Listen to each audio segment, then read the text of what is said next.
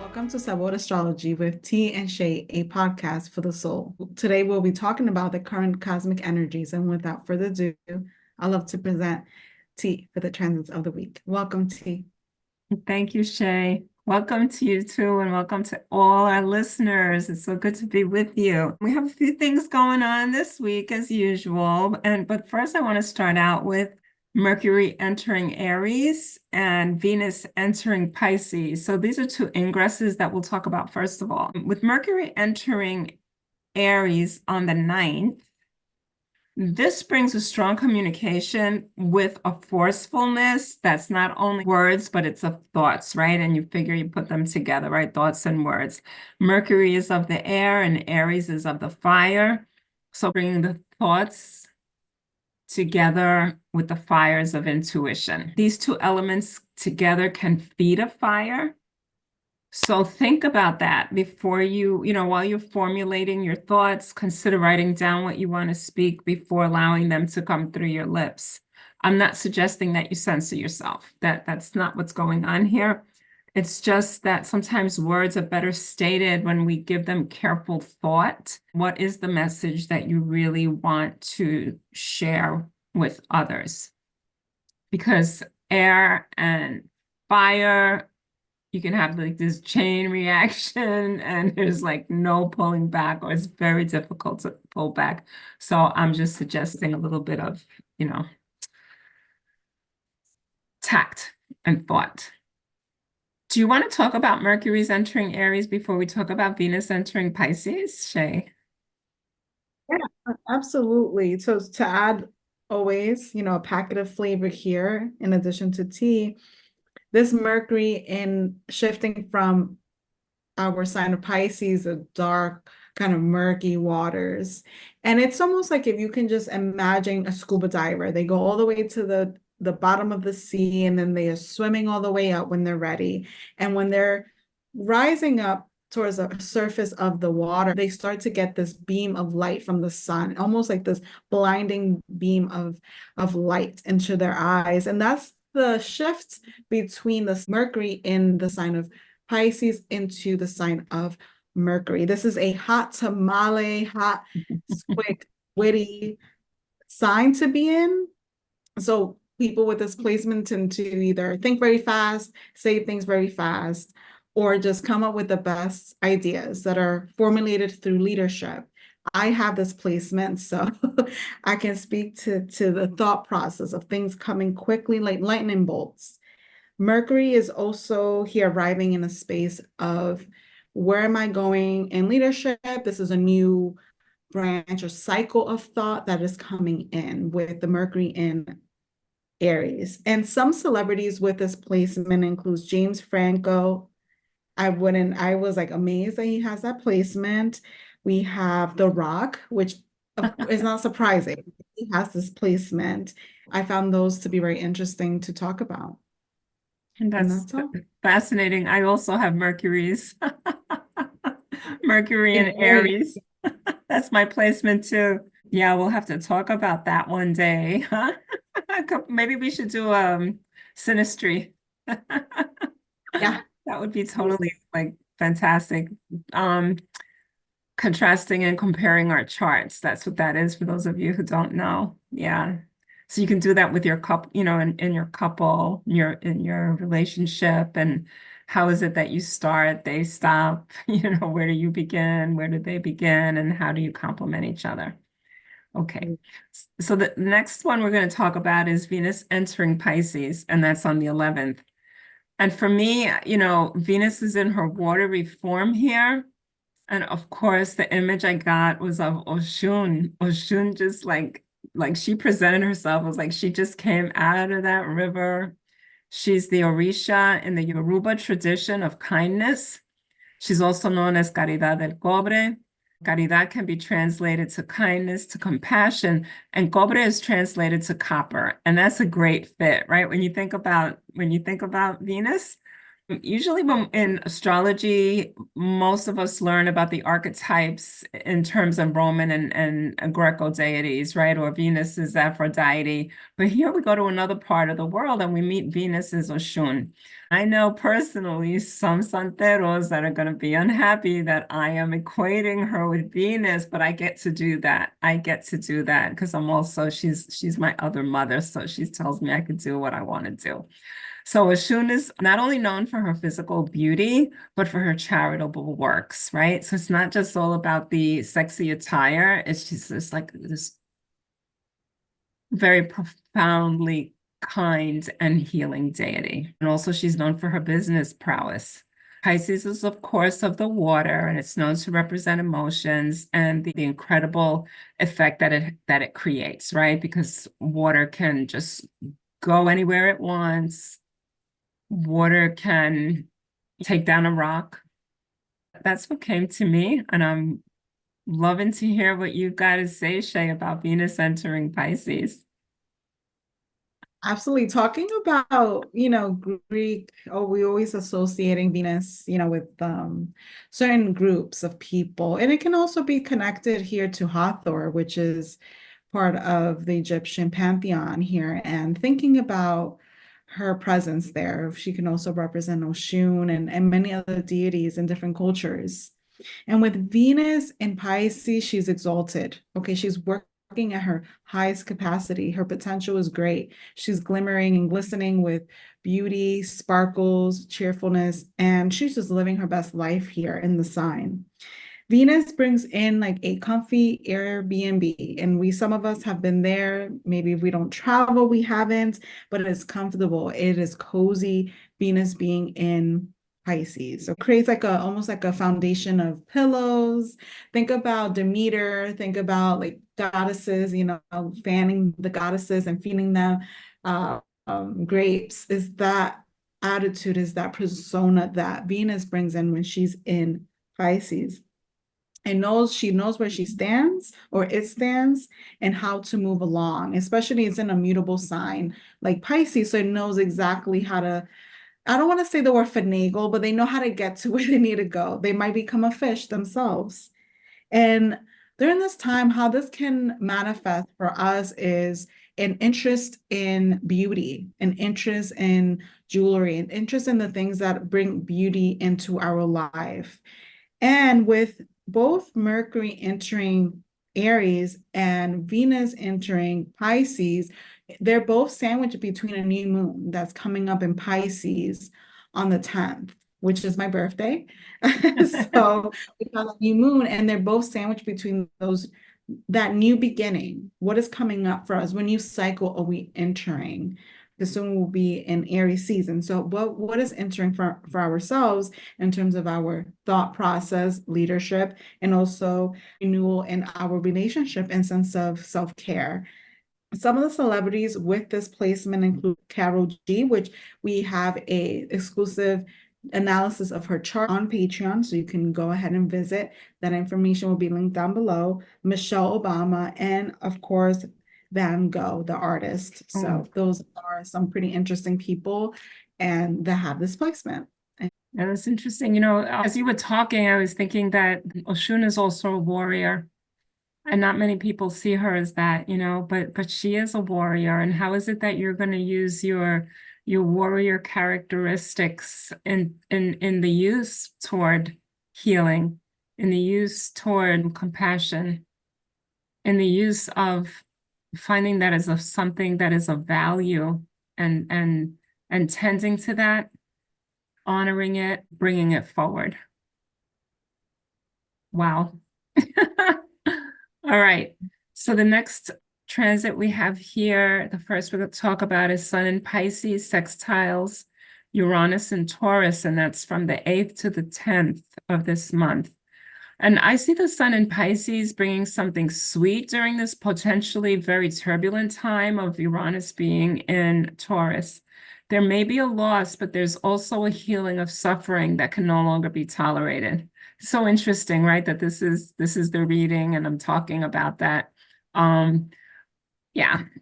One may feel that the I is lost And that may be true as we go towards something that may be more diffuse when you think about Pisces. We can keep our bearings by bringing earth into our experience during this time, or by swimming deep in the emotions that we are feeling. Like there's no wrong. Do what makes, do what works for you. Look for the goods during this transit. When you meditate, either on land or in the ocean or in a swimming pool, and go deep, go get them and then bring them back up. Like recognize them, acknowledge them, and then bring it up. That's that sextile working. It's like it doesn't have to be, Uranus and Taurus, disruptive, big, dramatic changes. It could also be beautiful. It could also be beautiful. It's your perspective, what you bring to it. It's so funny. The picture I have behind me, right? The backdrop is of the lake, is of the waters. So go in, take it out, take out that gift, whatever it is that you're being given, and bring it back up. And that can help you during this potentially turbulent time. So that's what I've got, Shay. As you're saying that, I'm just getting an image of a treasure chest, us bringing that to the surface. And to add, of course, this is such a sweet and savory connection that we're making here with between the sun and our beautiful Uranus. A little bit of disruption, the surprises that can happen. And I have here, be flexible to the surprises that are in our immediate environment. And again, this can mean that treasure chest, opening up something new in that. And whether it's, in our life in a figurative, metaphorical way. What does that mean for us? And flexibility is important as we experience and encounter newness. Again, it's the cycle of renewal. I don't know why I'm getting this for us, but real big cycle renewal with places, with people, with things around us, and not to forget our great ability to dream and really make our dreams a manifest and a reality. And I think this is very important. We forget that because we think Uranus, is going to shake our foundation. Yes, but sometimes we need that so we can live our destiny, so we can live our truth. And that is the purpose of the sun working with our beautiful Uranus. So take this time also to ground in your own personal well-being and what that means to you personally on the individual level. Yeah, I'm thinking that not everyone, it depends on your placements, right? It depends on the positioning of your planets, your personal blueprint, right, in your chart. So some of us are not as affected by some of these transits as others, but there may be someone who you are sitting next to, might be someone that you're living with. It might be someone who needs a little bit of your sweetness to share with them. So open up the vista regarding this. Or it could be you. Maybe you're not used to allowing the tenderness in. This could be the time to allow it to come in. All right. So our next placement is Mercury in Pisces, conjuncts Neptune in Pisces, and that's the 7th to the 8th. So short and sweet, there may be some vagueness as to your thinking during this transit. Use it well. Look at the beauty of the skies, for instance. You may start uttering words that are poetic and serve the higher good. By merging with the seas, you can connect with the deep sense of belonging and awakening. And you can bring those back to those who wait for you to come back from your journey, right? You've gone underneath. You've looked up at the stars, you've conversed, you've listened to the music of the planets, you've spoken with the fish under the sea, and then formulate that and bring that back and share that. Even by you saying the stars, that already became like this poetic opening for us, just like aligning to those energies. And there's like this warmth that's radiating. Maybe it's from the stars that we see up above.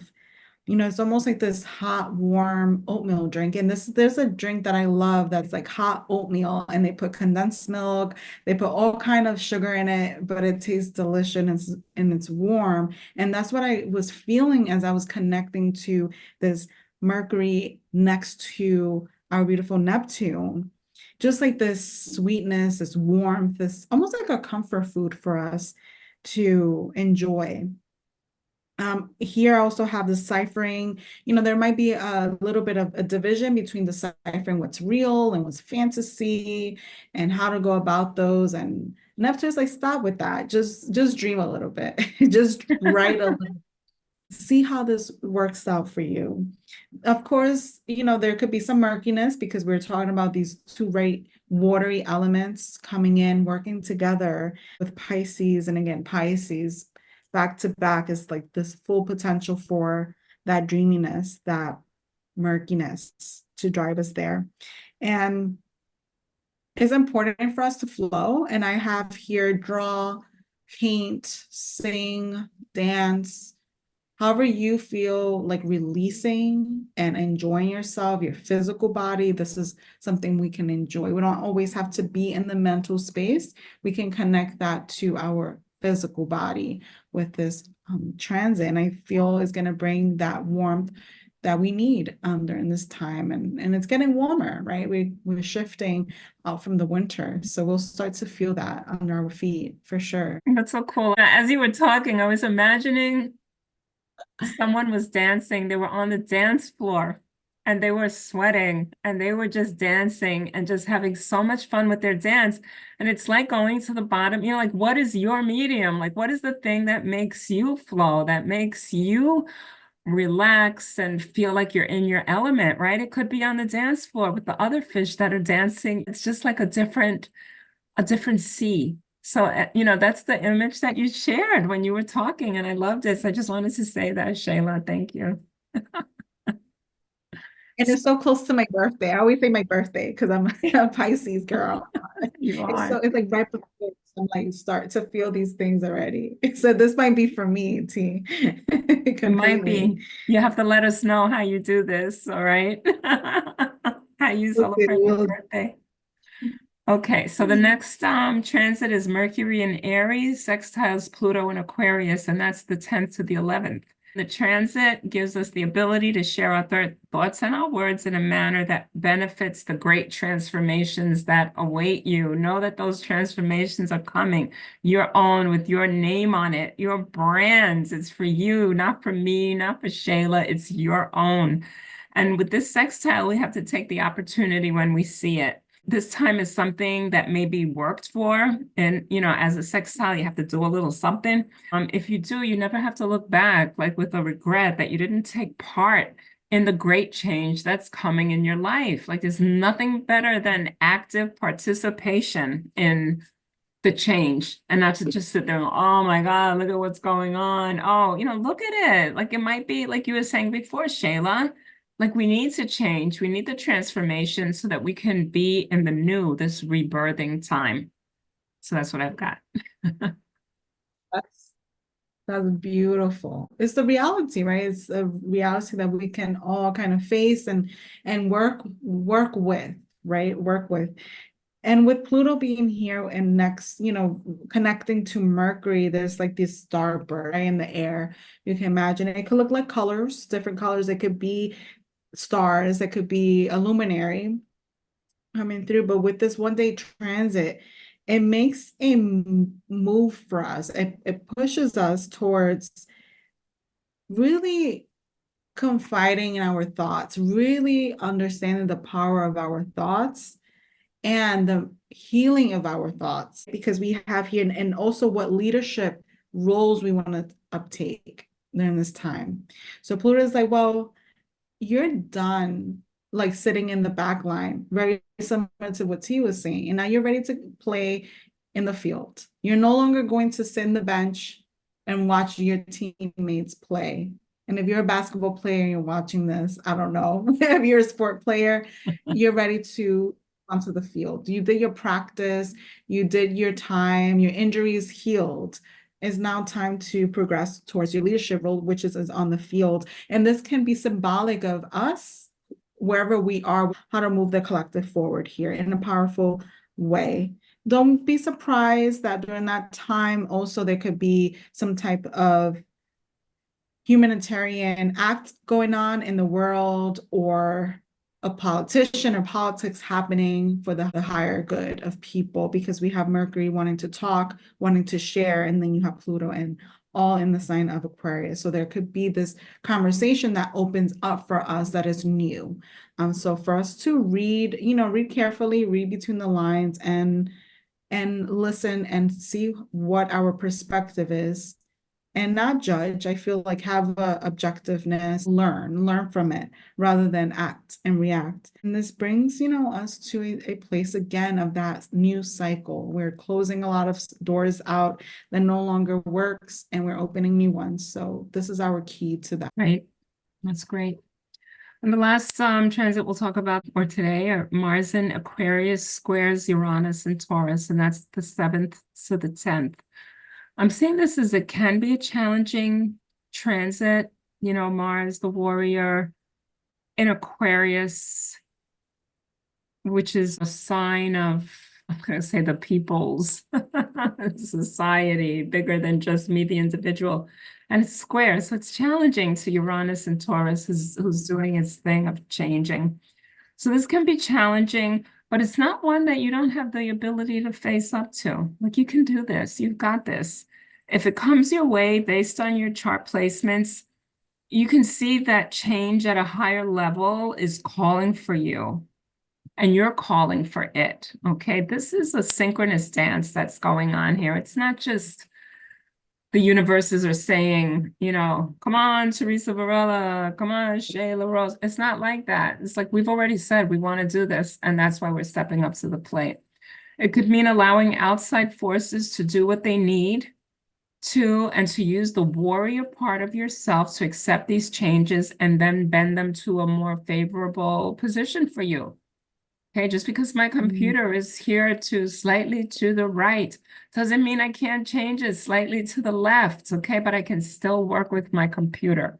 And that's a really bad example. I should probably do a food example, but I couldn't think of a food example. Bring your mind and your emotion together as you face this aspect, and that can help you to manage the circumstances that you may see as challenging or off-putting. And again, you don't have to do any of this alone. It's an Aquarius. There are like-minded people around you, and you've positioned yourself with them. Wow, I'm actually seeing soldiers. Actually seeing soldiers here. So how are you going to use this transit for yourself? What does your warriorship look like? Answer that question for yourself before you go out there and you fight the good fight. So that's what's come for me in this particular transit. Yeah, and this interesting because, we're that warrior, right? We're that person that maybe that battlefield, right? Metaphorically speaking. And we are in this breach of freedom. What is our freedom? Is our freedom being shaken? Are we living the ideals that we're fighting for? And these are questions that can come up. And these are honest questions to ask the self and to sit down with and process. And this feels like it could be a very collective question, but it feels also parts of our lives. Okay. Where haven't we felt that full freedom to self-express, to think, to share? What are we afraid of changing, and why are we afraid to change it? These are things to think about. And this is something more personal for us to write about, maybe journal, listen to us, replay this part, and really hone down what that means. Because Mars in Aquarius really is fighting for the underdog, is fighting for the people that are not heard, but is also fighting for parts of us that is not heard, for parts of us as kind of, again, the word murky is coming up.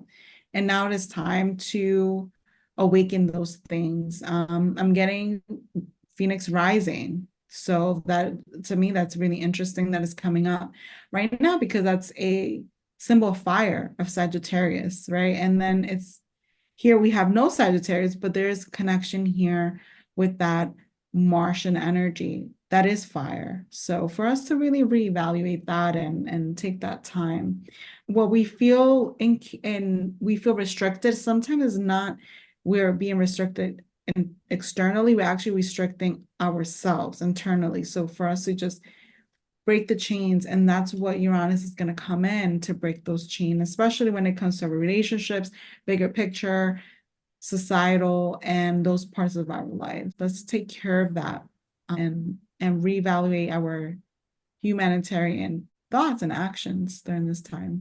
That's great. It makes me think of suggesting that we look at where is the warrior in our chart. If you have your chart, go check that out. Where is your warrior? In what house? And what sign? You know, what is that for you personally? What are the ruling signs? What are the rulers, the ruling planets of your chart? I mean, you may not think of yourself as a warrior at all, and then it turns out that, Mars is your ruler, and you are, right? I mean, it's like, so go find that out. That's your homework. We're giving homework today, right? This is the first homework assignment we're giving. And if you need help with your homework, we're here to assist you. So you have the support that you need. Yeah, and put that in even if it's just looking up Mars, where is your Mars? All right. Where is even your Venus? Is that like we started out talking about Venus as a warrior. Okay. So like who is your warrior? Where is that in your chart? Write that down. Write that down in our little box below, because we want to know. And I'll write mine in there too. I'm gonna go look and I'm gonna write mine in there too. So I'll get the ball rolling with that. So that's our homework. I'll share it. So that's what we've got. Remember to leave those comments below. If you need help with your homework, let us know. And remember to head over to Patreon for our exclusive content. We'll be having our Pisces case studies up soon, so stay tuned for that. And remember, we are always available, and please visit the box below for additional information on how to reach out to us individually or the podcast. And we will see you on the next one. Con mucho, mucho sabor. Sabor Astrology. Thank you. All right, folks. See you again next week. And don't forget your homework. Thank you, everyone, for tuning in to Sabor Astrology with T and Shay. Remember to like, share, and subscribe, and we will see you on the next one.